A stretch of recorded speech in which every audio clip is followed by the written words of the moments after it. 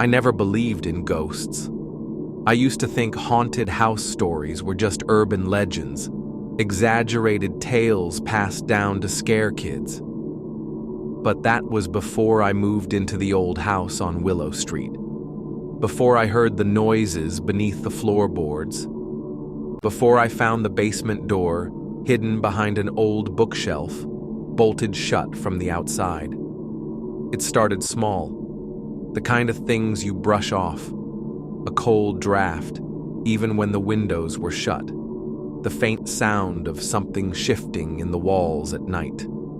My dog, Max, standing by the basement door, ears perked, growling at nothing. I told myself it was an old house, settling noises, bad insulation.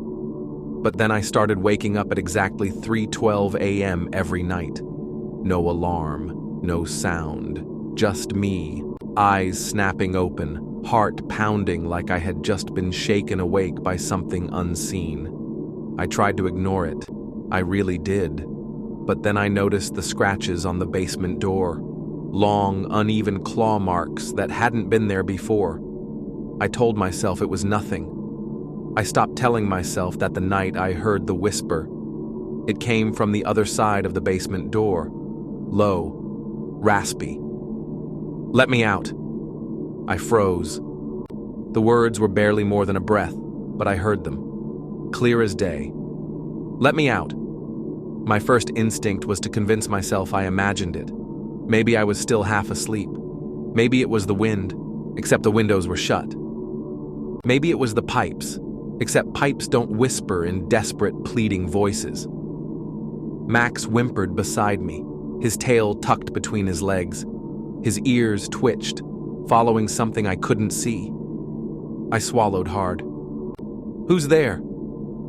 My own voice sounded foreign, too thin in the dark. Silence. Then, knock.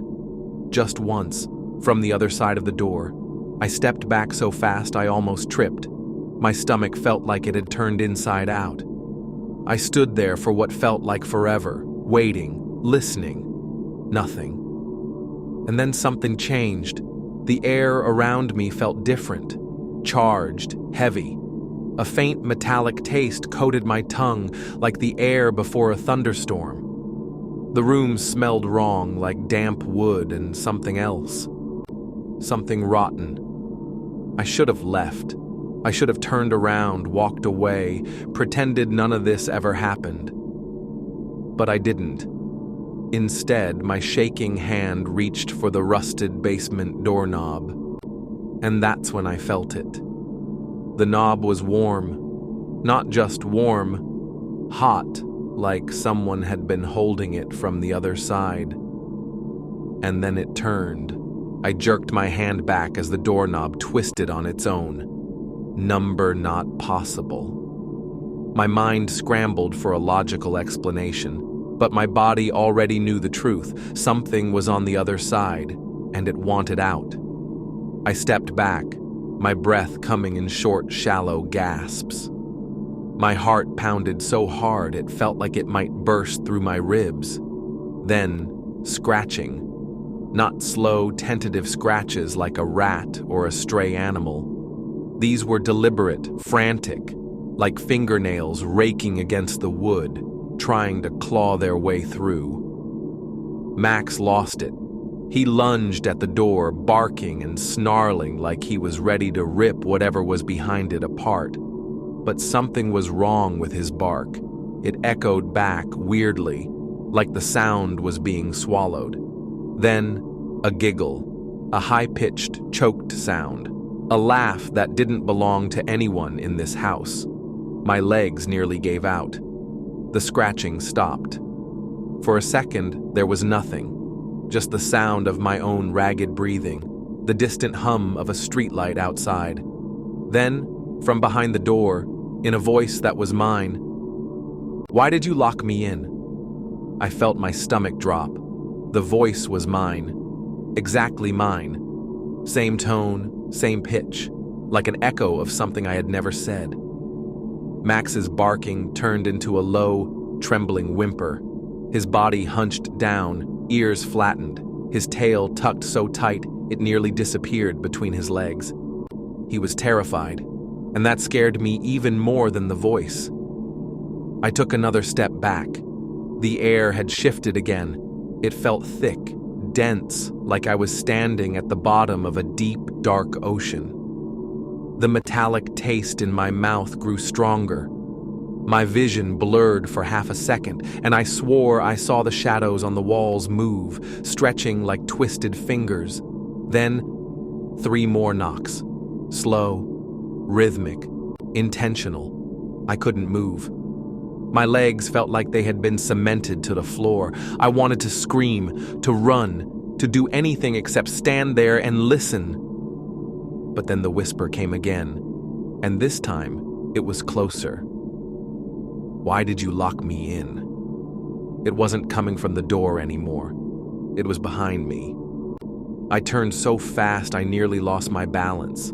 My entire body seized up with pure primal terror. I felt something move in the shadows near the kitchen entrance, a shape shifting just out of my vision. Number, that wasn't possible. The basement was locked. Whatever was in there couldn't be out here.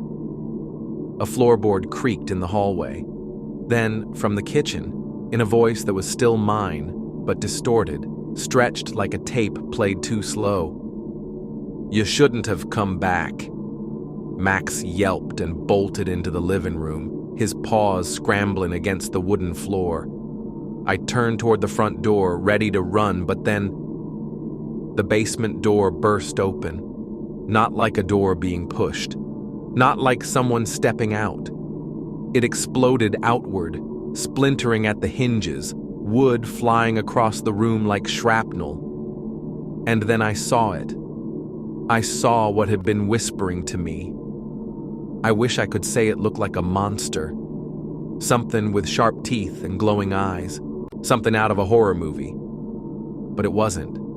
It was me, standing there, barefoot, wearing the same clothes I had on, same face, same eyes, except it was smiling, and its mouth was too wide.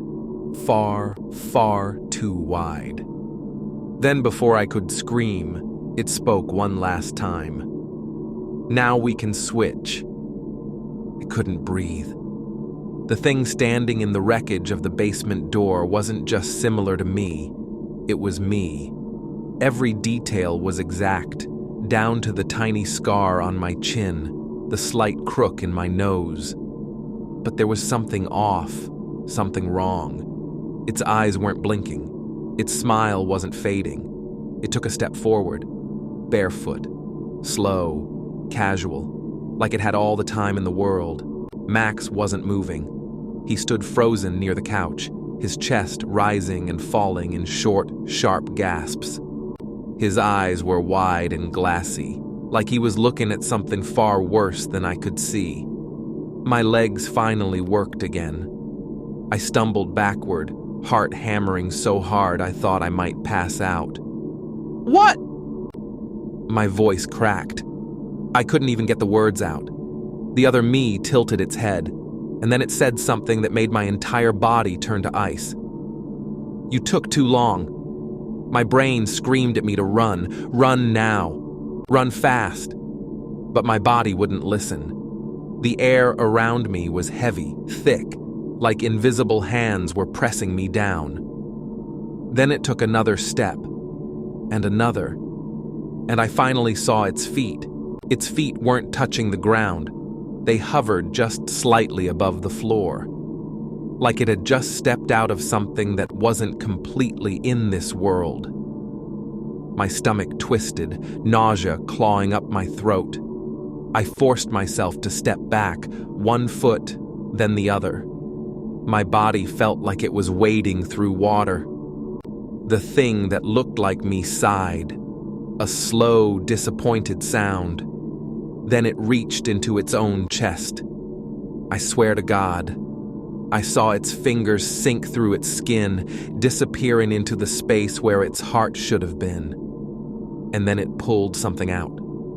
Something dark, wet, dripping. It held it up for me to see. I couldn't move. I couldn't breathe. because that thing in its hand, I recognized it. I had seen it before, in an old photograph. A black and white picture from my childhood, one I had forgotten until now. It was my teddy bear's missing button eye, the one I had lost in the basement when I was 5 years old. And then the lights flickered once, and the world went dark. The darkness was thick, not the kind you get when you turn off the lights, but something heavier, something alive. I couldn't see anything, not the walls, not Max, not even my own hands. And then, just as suddenly as it came, the darkness shifted. I wasn't in my house anymore. The air was damp, cold. The smell of rotting wood and mildew hit my nose like a punch. I reached out blindly, and my fingers brushed something rough. Brick. I was in the basement. No, I had been upstairs. I had seen it, the thing that looked like me. It had been right in front of me. But now, a creak echoed from somewhere in the dark. I turned, my breath catching in my throat. My pulse pounded so loudly, I could barely hear anything else. Then, footsteps, slow, measured, coming toward me. I wasn't alone down here. I backed away, my hands fumbling along the wall, searching for something, anything to hold onto. Then I saw it. A sliver of light ahead. Diamond Soys, barely there. But enough to see that I wasn't standing on the cement floor anymore. I was standing on dirt. Not dirt. A grave. The air shifted behind me. Something moved. And then, right next to my ear, so close I could feel the breath on my skin. It's your turn now. Hands, cold, too many fingers, too strong, grabbed my shoulders and shoved me down. The earth beneath me gave way like water, swallowing me whole. And as I sank, choking on dirt, thrashing, trying to scream, I looked up and saw myself standing at the edge of the grave, looking down, smiling. And then, it closed the lid. I couldn't breathe. The weight of the earth pressed down on my chest, crushing the air from my lungs. My arms flailed, clawing at the dirt, but it was too heavy, too thick. It was like being buried in wet cement. And then, I wasn't buried anymore. I was somewhere else. The weight disappeared in an instant, like I had fallen through the ground itself. My body hit something hard. Wood. A floor. I gasped, air flooding my lungs in ragged, choking breaths. My hands pressed against the wooden boards beneath me. My mind was spinning, my body trembling, but I was alive. I pushed myself up. The room around me was dim, barely lit by a flickering yellow bulb hanging from the ceiling. And then I saw it. The staircase, leading up to the basement door. No, this wasn't right. I had been outside the basement. Then I had been buried. And now I was back where I started. But something was wrong. The basement felt different, like it had been sitting empty for decades. The air was thick with dust, the walls covered in dark, peeling stains. The shelves were empty.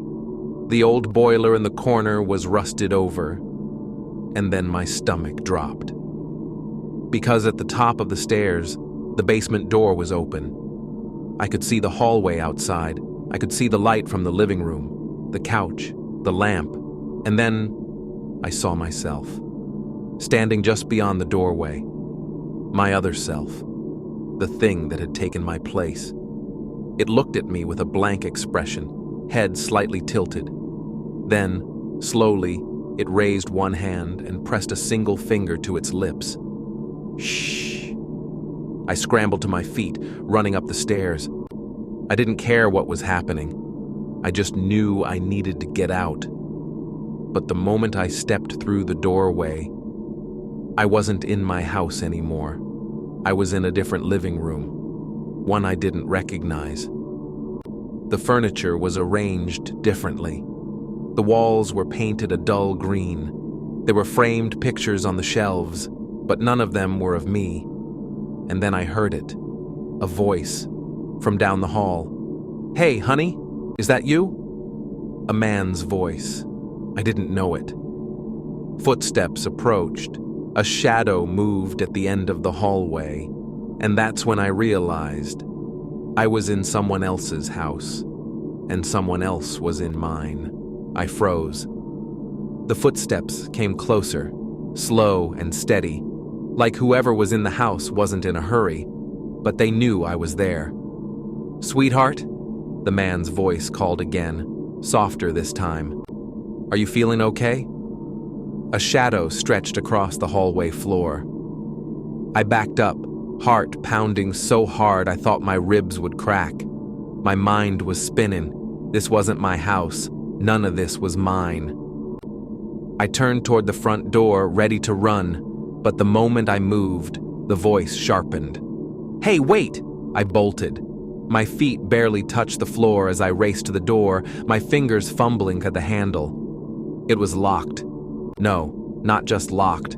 There was no lock, no deadbolt, no chain, no keyhole. Just a smooth, solid door with no way out. The footsteps sped up. I turned, pressing my back against the door, my breath coming in ragged gasps. And then I saw him. A man stepped into the dim light of the living room, mid-40s, unshaven, wearing a dark green bathrobe, his face twisted in confusion. Then his eyes widened in horror. "Who the hell are you?" he whispered. My stomach dropped. He didn't know me. I wasn't supposed to be here. And then I saw something behind him.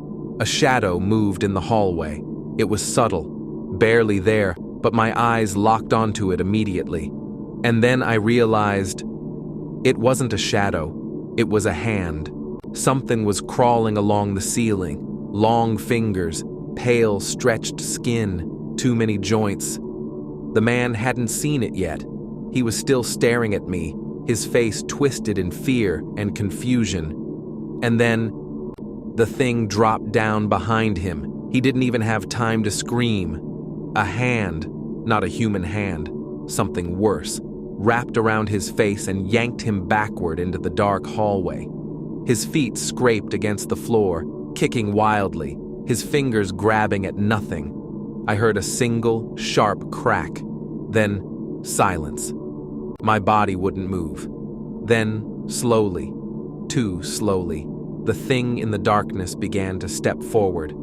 I still couldn't see its face, just its shape, just the way it moved, wrong, like something pretending to be human, but not quite understanding how. And then, it spoke. A voice that sounded eerily familiar. "You're in the wrong place." It took another step. "But don't worry." Another step. "We can fix that." I felt the air shift behind me, and then fingers wrapped around my neck. The fingers around my neck were ice cold, pressing into my skin with a grip that wasn't human, too strong, too precise. My breath hitched as my hands flew up, grabbing at the unseen force, but there was nothing there, just a suffocating, crushing pressure. The thing in front of me, the shadowy figure, watched. Not moving, not blinking, just watching. I tried to scream, but no sound came out. My vision blurred as the pressure around my throat tightened, my lungs burning. Then, it stopped. Just as suddenly as it started, the grip released. I collapsed to the floor, gasping, clutching at my throat. My whole body trembled. I had seconds to move, to run, to get away. But then I heard it. Laughter. Not from the figure in front of me, from behind me. Slow, amused, mocking. I turned my head, hands still shaking, and saw another version of myself standing in the doorway. A perfect copy, except it wasn't. The smile was wrong. The eyes were too dark, too empty. The head tilted too far to one side, like its neck was broken. And then, it spoke. "You should have stayed in the basement." My pulse froze, because the voice that came out of its mouth wasn't mine. It was Max's. I scrambled backward, my hands slipping on the wooden floor. The shadow figure took another step closer, and my doppelganger followed, the two of them closing in on me from both sides. I was trapped. And then, just as my back hit the cold wall, something grabbed my ankle, hard. I barely had time to look down before I was yanked through the floor. Not through a hole. Through the solid wood, like it wasn't even there. And suddenly, I was falling, plummeting into darkness. The last thing I saw before I disappeared was my own face staring down at me, grinning. And then, everything went black. I was falling forever. The air rushed past me, cold and stale, like I was dropping into a space that had been sealed shut for centuries. My stomach twisted, my arms flailed, but there was nothing to grab onto, just an endless, crushing darkness. And then, I hit the ground, or at least, I thought I did, because the second my body made impact, I wasn't falling anymore. I was standing, no transition, no crash. 1 second I was tumbling through the void, and the next, I was perfectly still. The room around me was wrong. It looked like a basement, but not mine. The air was thick with dust, the walls made of cracked stone instead of cement. Rusted pipes ran along the ceiling, dripping something dark and viscous. And then, I heard it. A whisper. Not from one voice, from dozens. They came from the walls, the ceiling, the floor beneath me. I tried to move, but my feet wouldn't budge. Something was holding me in place. And then, I saw the hands. They were emerging from the walls, from the floorboards, from the ceiling beams above me. Pale, twisted hands, fingers bent at impossible angles, nails jagged and broken. They reached for me, stretching, clawing, but never quite touching. Not yet. And then, I saw their faces, not full bodies, just faces pressed into the stone, into the wood, some screaming, some smiling, and one of them was Max. His face was half buried in the wall to my left, eyes wide, mouth frozen in an eternal, silent scream. "Help me!" The words barely escaped his lips, his voice hoarse, broken. My chest tightened. No, this wasn't real. I turned to run, but my feet were still stuck, and then I felt something behind me. Not saw, felt. The air grew thick, heavy. My skin crawled as something loomed closer.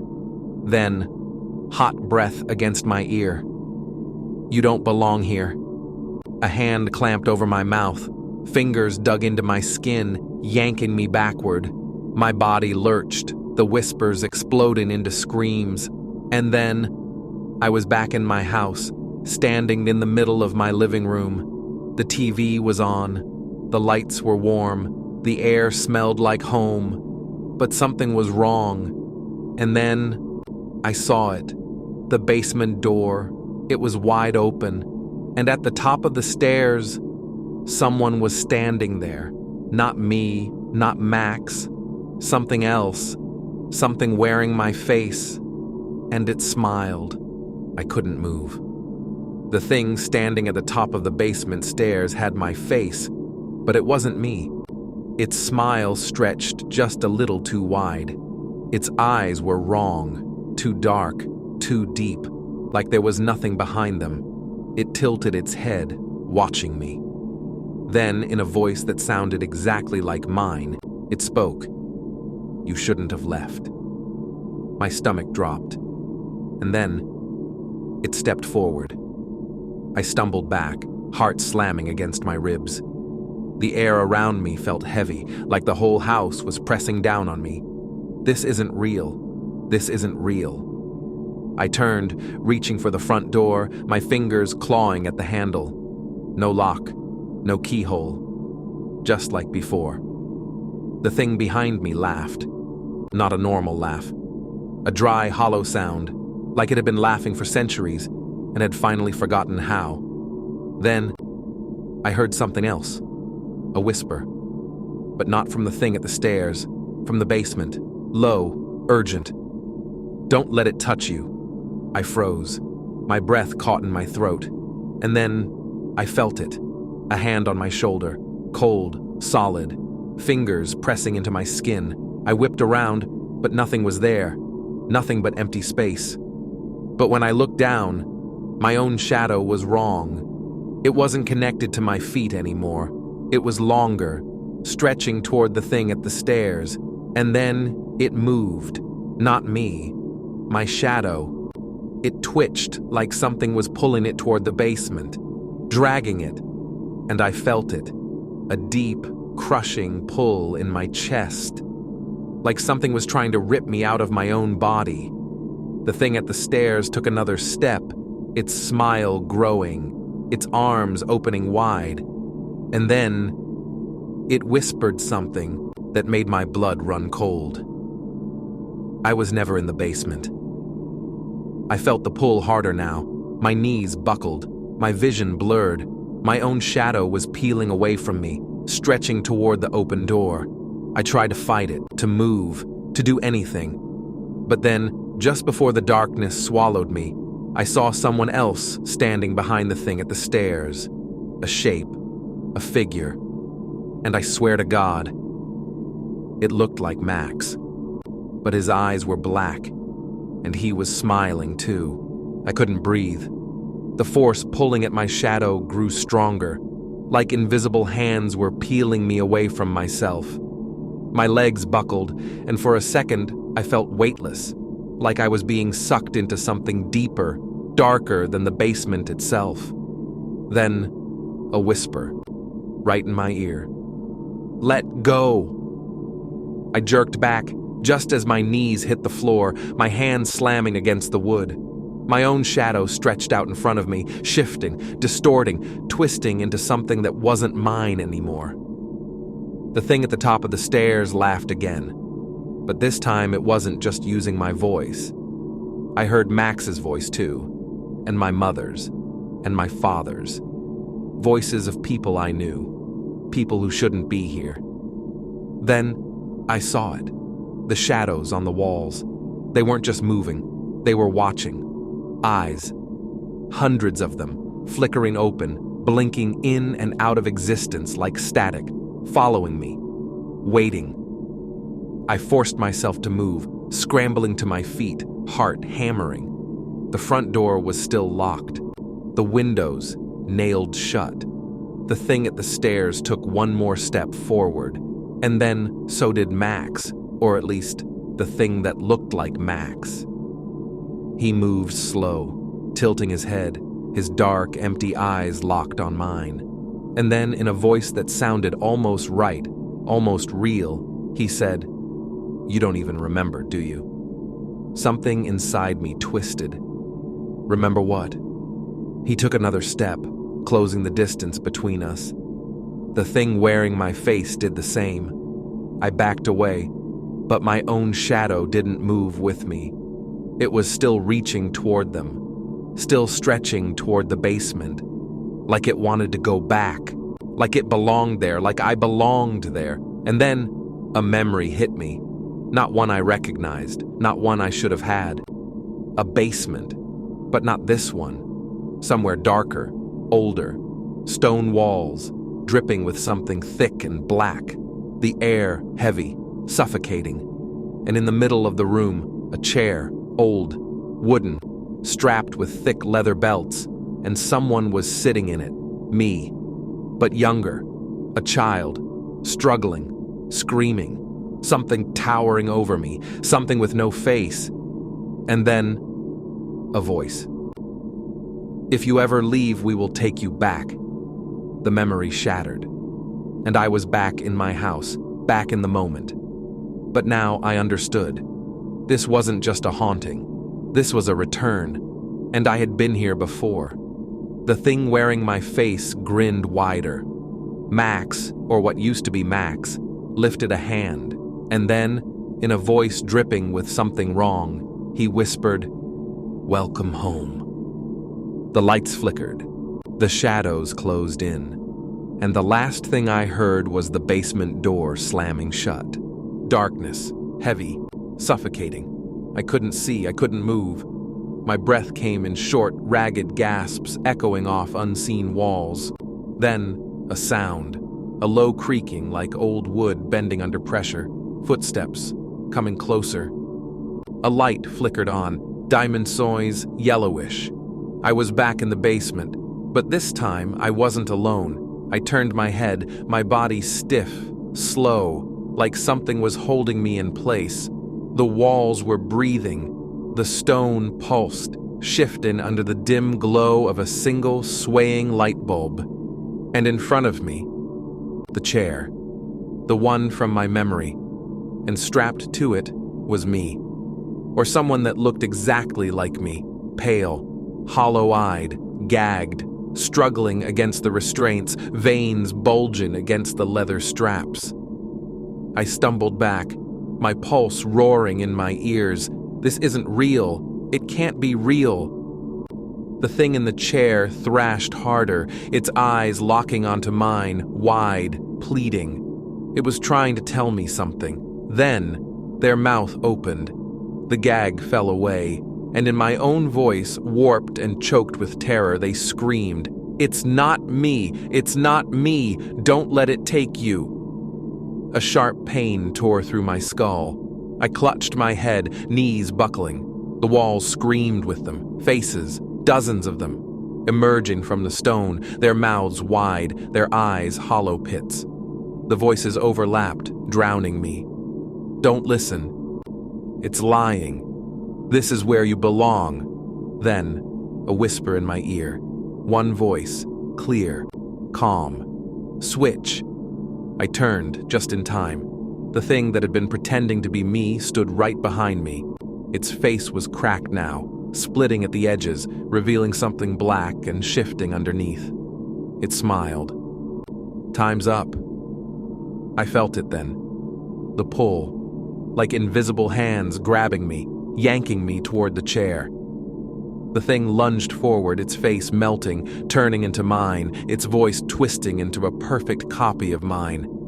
I screamed, but no sound came out. The basement walls flickered, the faces faded, and the last thing I saw was myself, trapped in the chair, as the other walked away, back up the stairs, back into my life. And as the basement door slammed shut, I realized something horrifying. I had been here before, and now I was never leaving.